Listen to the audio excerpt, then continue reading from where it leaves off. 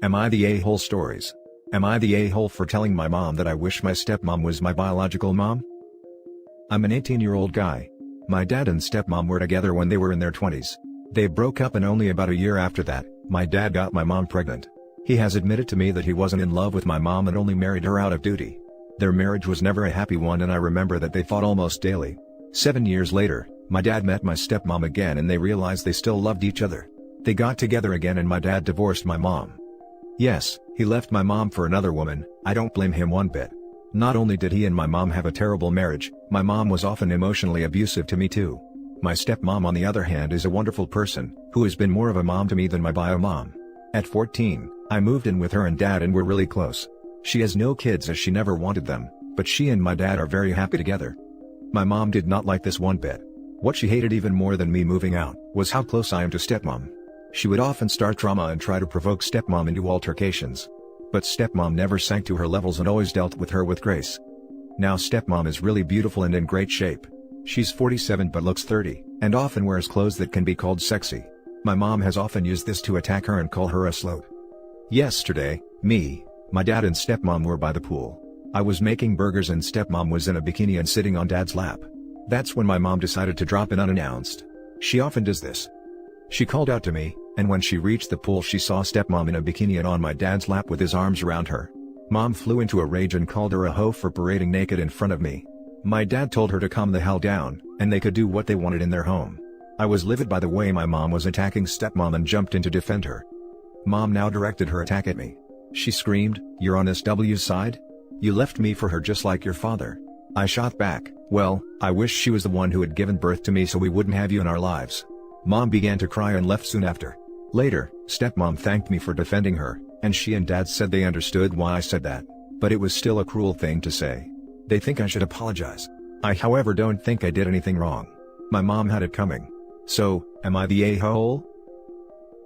Now for the top comments. Not the a-hole. If your bio mom wants the title, she has to do the job to earn it. You could have had 3 loving parents, but unfortunately your mother has decided that's not going to happen. As the happy product of a successfully blended family, I can assure you that it has nothing to do with genetics and everything to do with effort. Your family are the ones who join you in putting the effort in, the rest are not. Walk away with a clear conscience. I don't think that OP's bio mom is his mom, even though she gave birth to him. Like you said, it doesn't have anything to do with genetics and it's a title that needs to be earned. I don't think anyone's bio mom is their real mom until they earn it. Jesus bro, chill. You father and your stepmother were handling it. Not the a-hole, but chill lol. I know, I'm just so sick of my mom acting this way. Not the a-hole, your bio mom is abusive to you, her actions have consequences. Unnecessarily cruel is not correct to place on your shoulders. She has been maliciously behaving for years, screaming at you and caused drama. She's been playing a stupid game and now she won her stupid prize. Harsh but not the a-hole. But if you're a legal adult, why is she coming by your dad's house? Announced or unannounced? That seems like some serious boundaries being crossed. Now for the next story. Am I the a-hole for getting pissed at my husband for sharing his and our child's inheritance with his sister? My, female 36, husband, male 38, and I both work full-time and have a 2-year-old little girl. Our hours are both long, mother-in-law is old and my own parents live in another country, so we have temporary live-in hired help to take care of our little girl. Daycares are closed where we are. We follow strict COVID rules and keep a very small social bubble. While not well off, we are comfortable. Hubs has a younger sister, female 36, who hasn't worked for years. No physical or other disabilities. She'd explained to me before that she loves freedom too much to waste away in an office, whereas her brother and I slave away in an office, but I digress. Mother-in-law and Hubs support her financially and she also has a property to rent out. Recently, Hubs and our little girl were both granted an equal inheritance from mother-in-law's sister. She disliked sister-in-law and left her with nothing. Sister-in-law complained that it wasn't fair, and asked Hubs to give her 2/3 in value of what he and my little girl got, with some weirdo logic on how a little girl didn't need anything, and how Hubs and I are together better off than she is, given we can afford the luxury of expensive hired help. Also, as sister-in-law is on the rocks with her boyfriend, she also has to shell out extra money for renting a place to live. Hubs agreed, before telling me. I found myself flipping my crap and telling him that he can spoil sister-in-law rotten, but he has no business giving away my little girl stuff. So, this is where I might be the a-hole, Hubs cried after I raged. He said he didn't want to be greedy, And that our little girl obviously won't need college funds for a long time, so we'd be able to save up enough for her if we both continue working full-time. Then I got even more pissed. Big mistake. Asked him why a parasite matters more to him to his own baby girl. He cried even more and just went for a walk to calm down, and now I feel like the worst wife in the world. I'd never made him cry before. Am I the a-hole? Not the a-hole. Why is your husband financially supporting his sister who has no reason not to work other than not wanting to? I would have lost my cool too. Why should you have to bust your butt to save up for a college fund, just so his sister can throw a tandy for money that she's not entitled to? I would have lost my cool a long time ago if my partner was supporting a lazy adult who just didn't feel like working. Maybe if I already had enough money to pay for kiddo college and a full retirement fund it would be okay, but he is literally stealing from his wife and child to give his sister a life of leisure, while not doing the same for his wife or himself. Not the a-hole. It was your daughter's inheritance. That means that your husband has no right to give away her money. It's mother-in-law's money and she can give it to whoever she wants. Not the a-hole, and it is still legally your daughter's money. It was left in trust to her. Husband must replace the money, as well as any interest it may have earned. He stole from his own daughter. He needs to understand that that is what he has done. Not the a-hole, so he can do what he wants with his part of the inheritance. Assuming that you both keep separate finances, or have agreed previously that it was his money in some way.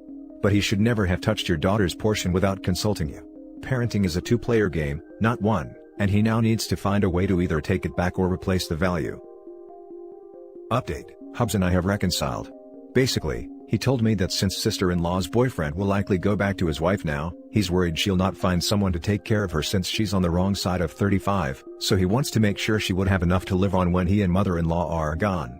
He apologized for the inheritance sharing thing. He says that he knew that auntie didn't want anything to go to sister-in-law and he tried not to think of that, but our fight made him reevaluate his responsibilities to family, including auntie. So he'll have a talk with sister-in-law to let her know his decision. We still have problems to work out, but we'll take those forward by being more open with each other about our feelings. Thanks for all the comments and advice. Next story is titled, Am I the a-hole for not fostering my niece's siblings? I am currently the legal guardian of my two nieces, Mandy, female 17, and Steph, female 15. Their father, my brother, died before Steph was born. Their mother is currently in jail and will be for the next 10 to 15 years. Going from being childless to being the parent of two teenage girls has been a pretty big adjustment for all of us, but we are in a pretty good place right now. The girls are doing well in school and they are making friends. The girls have 3 half-siblings, same mom, different dad, ranging in age from 4 to 11. Those kids were being looked after by their father's aunt, let's call her Aunt May. The girls saw their siblings every 2 to 3 weeks, and they FaceTime in between. I don't want the girls to lose touch with their siblings, something that Aunt May agreed with, as did the therapist we are seeing. Aunt May had a stroke 3 weeks ago. The kids are currently being looked after by a family friend of Aunt May's, but she won't take the kids long term. The prognosis on Aunt May isn't good. The kids are going to be sent into foster care. Mandy and Steph are understandably upset about what is going on. They asked me if I would take their siblings in. I told them no. Now they are both angry at me. Mandy has stated that she will become their guardian when she turns 18 in 7 months. I've told her that it would be a mistake. How would she go to high school and then college, work, and raise 3 kids at her age? She told me she wouldn't go to college and she'll use her school money. I told her that she doesn't have school money. I have money that I set aside for her to go to school, but it doesn't belong to her. I will happily help pay for her to go to school. I won't pay for her to raise her siblings. Now she's mad about that as well. I don't blame the girls for being upset. They love their siblings. But I'm not going to take the kids in.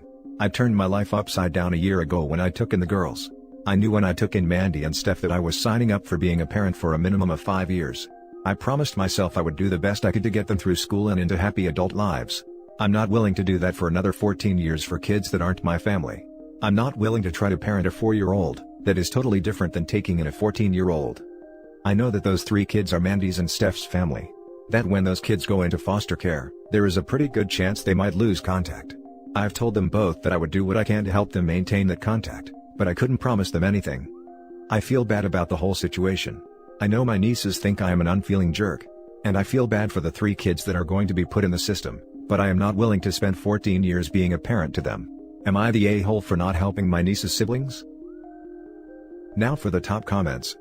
You are a goddamn hero for becoming an involuntary parent, and not the a-hole. This is a desperately sad and challenging situation. Your niece's hurt feelings are understandable. But there is no moral duty on you to take in many more and much younger children. None whatsoever.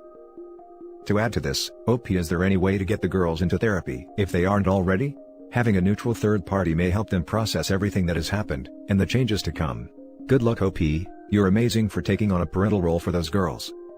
Getting everyone into therapy, myself included, was one of the first things I did when the girls came to live with me. No a-holes here, this is pretty crazy and a crappy situation. Adding 3 more kids to your life at once is super difficult, and I'm sure finances would be tight. It's very sweet of Mandy to want to raise her siblings, even if it means putting her life on hold, but whatever money you set aside for school will eventually run out. It just doesn't seem like a feasible idea. Financially I could do it, that isn't the issue.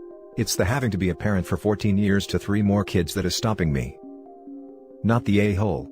It's sad, but you have a life of your own to live, which you put off or at least paused for a while for Mandy and Steph. She can become a guardian if she wants, but she needs to find somewhere to live because CPS will not let them live with her if she doesn't have a full-time stable job, a house with rooms for each of them, or at least for each sex if there is a boy and girl, and accommodations for them. Like which school they will go to, what therapist they will be seeing for their grief and all that. She isn't thinking about it from a logical standpoint. It's not realistic. You are not the a-hole. Mandy will not be allowed to take the kids in when she is 18, she won't graduate until she is 19.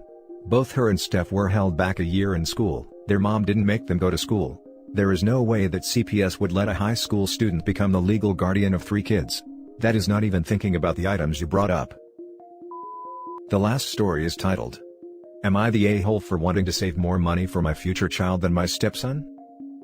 Me, male 31, and my girlfriend, female 24, have a great relationship. She has a son, male 6, from a previous relationship. We have been together for 5 years and lived together for 4. Her son lives with us full-time. I have a great relationship with her son, and I do all the fatherly activities and support him as if he was my own, as his bio father, male 33, is a deadbeat. Bio father does not pay support and will probably never contribute financially towards his son. 3 years ago, I told my girlfriend that she should start saving some money for her son's future.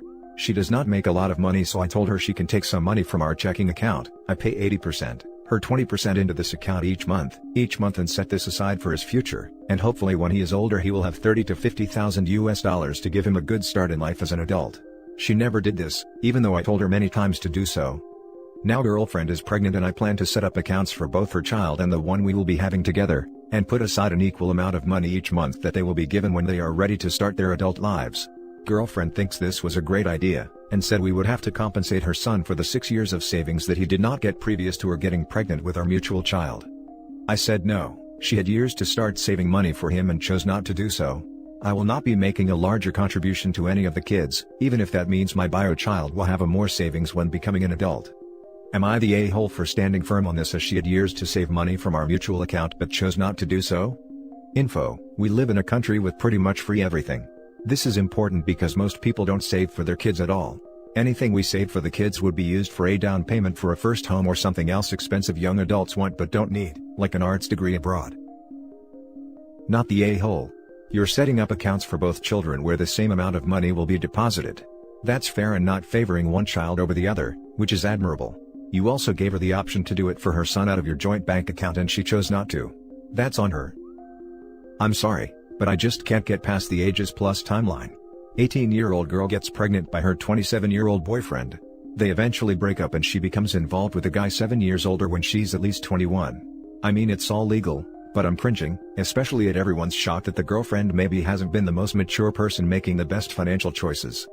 So rather than rule on the situation, I'm just going to say I hope the girlfriend is seen and continues to see a therapist. You misread it.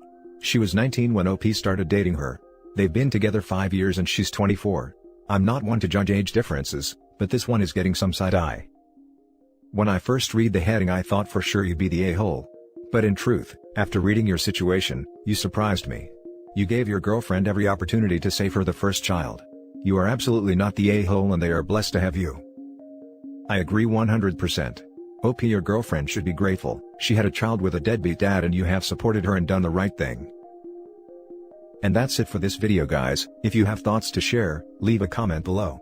Don't forget to hit like and subscribe if you like this content. I'll catch you in the next one. Good day everyone.